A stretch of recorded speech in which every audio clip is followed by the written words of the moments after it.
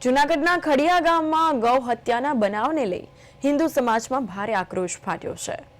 તો તારીખ 27 ડિસેમ્બરના રોજ ખડિયા ગામમાં ગૌ હત્યાની ઘટના સામે આવતા સ્થાનિક લોકોની ભાવનાઓને ઠેસ પહોંચી અને આ ઘટનાના વિરોધમાં સમસ્ત હિન્દુ સમાજ દ્વારા વિરોધ પ્રદર્શન કરવામાં આવ્યું।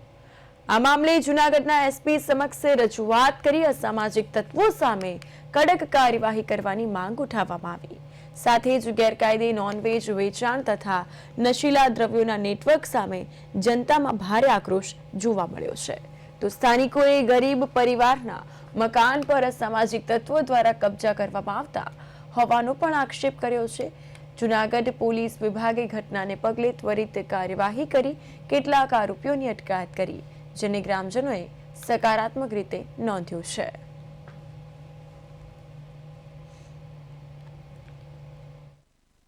નગર વિસ્તારમાં મુસ્લિમ સમાજના અમુક લુખા તત્વોએ ગાયને કાપીને બાટકા ભરીને અમારા બાજુના વિસ્તારમાં નાખેલ છે। એનું માથું અલગ ધડ કરેલ હતું। એ અનુસંધાન અમે એસપી સાહેબને આવેદન પત્ર દેવા આવ્યા હતા કે આ લોકો ઉપર કડકમાં કડક કાર્યવાહી થાય અને ભવિષ્યમાં ક્યારેય આ પ્રકારની ગુનાહિત પ્રવૃત્તિ ગામમાં કે આજુબાજુના વિસ્તારમાં કોઈ ના કરે। વિધર્મી લોકો કાયમી માટે આના માટે આવું કરે અને બીજી ફેરી આવું બનાવ ન બને એના માટે એસપી સાહેબને અમે આવેદન પત્ર દેવા આવ્યા હતા અને એસપી સાહેબે અમને આશ્વાસન બહુ સારું આપ્યું છે।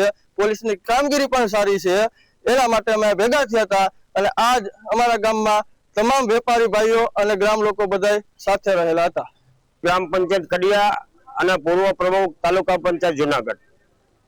આજે અમે એસપી સાહેબની કચેરીએ આવેદન આપવા માટે એટલા માટે આવ્યા હતા કે ગઈ તારીખ 26ની રાત્રિએ કોઈ મુસ્લિમ સમાજના અવારા તત્વોએ ગૌ હત્યા કરેલી હતી અને એ ગામના ધ્યાનમાં પોલીસના ધ્યાનમાં આવ્યું એટલે પોલીસે પણ સતત કાર્યવાહી કરી। એક સરાહનીય કહેવાય પોલીસે જે કાર્યવાહી કરી।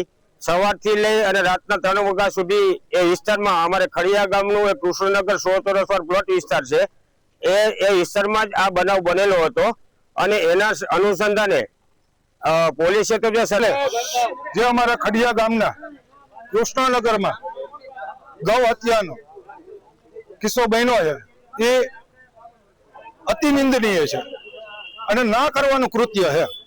બીજું, આ લોકો જે લોકોએ પણ કૃત્ય કર્યું છે બરોબર, એસપી સાહેબે અમને બાંહેધરી આપી જ છે બરોબર, અને છતાં પણ જો કઈ ન થાય તો અહીંયા જે આપણે યોગી સરકાર હાલે છે યુપીમાં, અહીંયા બુલડોઝર હાલશે બરોબર, સમજી ગયા। જે તે સમયે ગૌ હત્યામાં પકડાશે, સરકાર એક્શન લે જ છે।